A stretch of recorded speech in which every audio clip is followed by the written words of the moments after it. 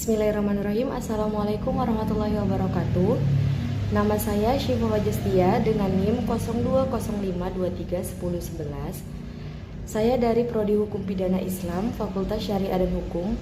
Di sini saya akan menceritakan tentang kisah sahabat Nabi, yaitu Abu Bakar As-Siddiq.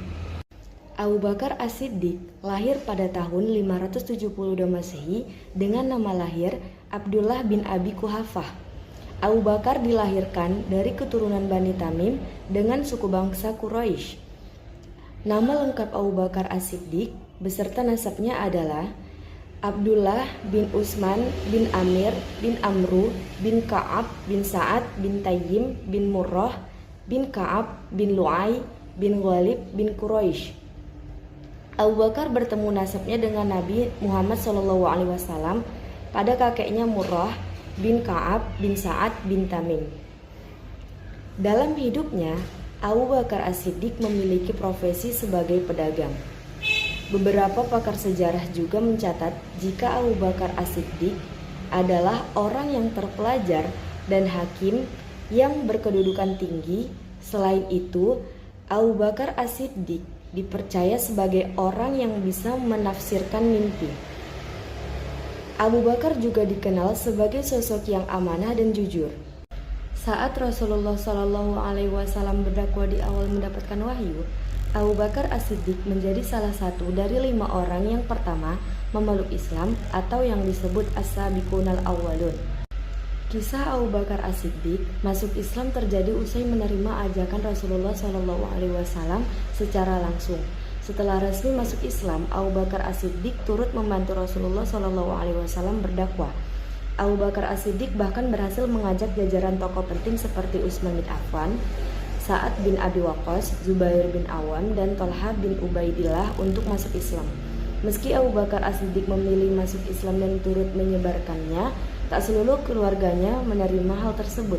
Sang istri yang bernama Qutailah binti Abdul Uzza justru menolak. Hal itu membuat Abu Bakar As-Siddiq memilih menceraikannya. Selain sang istri, anaknya yang bernama Abdurrahman bin Abu Bakar juga menolak Islam.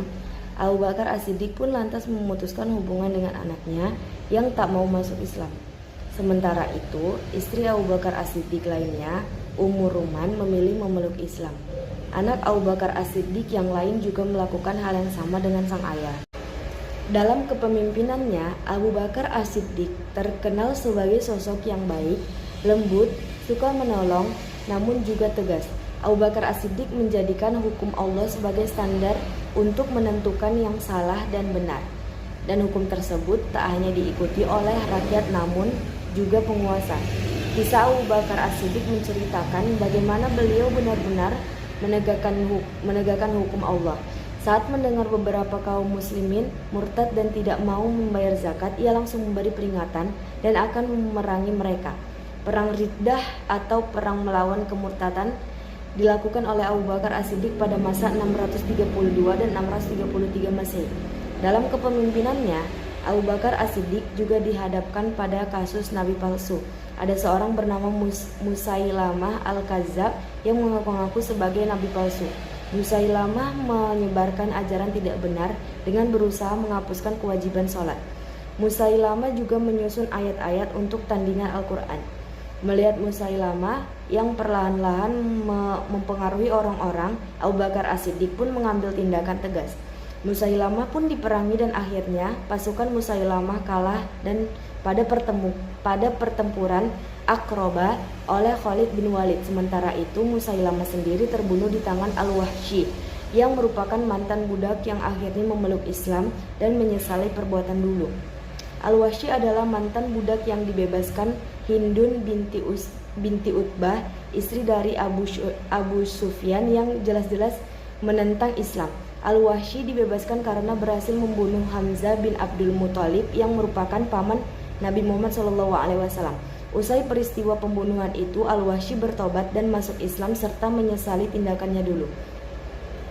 Selain memerangi kemurtadan internal, Abu Bakar As-Siddiq juga melakukan ekspedisi untuk menyebarkan Islam ke luar daratan Jazirah Arab.